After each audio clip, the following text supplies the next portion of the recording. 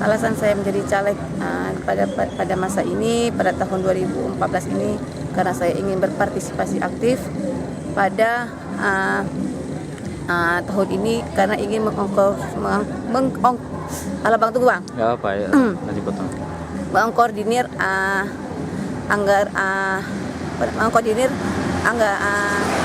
aspirasi masyarakat, dan kemudian saya akan mengajukan kepada lembaga legislasi.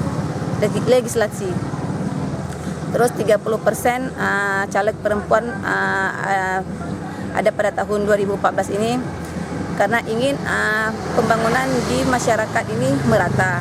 Pada saat ini kan hanya ada mungkin 80% kaum lelaki yang ada di anggota dewan. Mudah-mudahan dengan 30% ini penambahan bagi perempuan, sehingga pembangunan di masyarakat merata, baik dalam segi pembangunan, tentu kalau perempuan mungkin segi keindahan.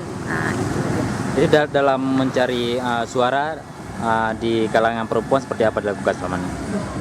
Pada saat ini pendekatannya lebih ke hati. Misalnya saja pada saat ini banyak, mungkin pada Aceh Barat hanya satu caleg perempuan, sehingga aspirasi masyarakat kaum perempuan tidak bisa dituangkan.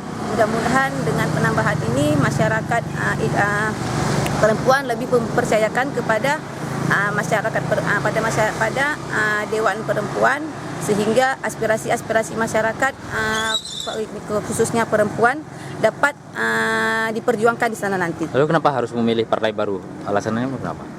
Partai baru merupakan harapan baru. Partai yang baru tentunya belum ada dosa. Mungkin seperti anak bayi contohnya masih suci. Tentu belum ada negatifnya. Sehingga saya memilih partai baru. Mudah-mudahan masyarakat percaya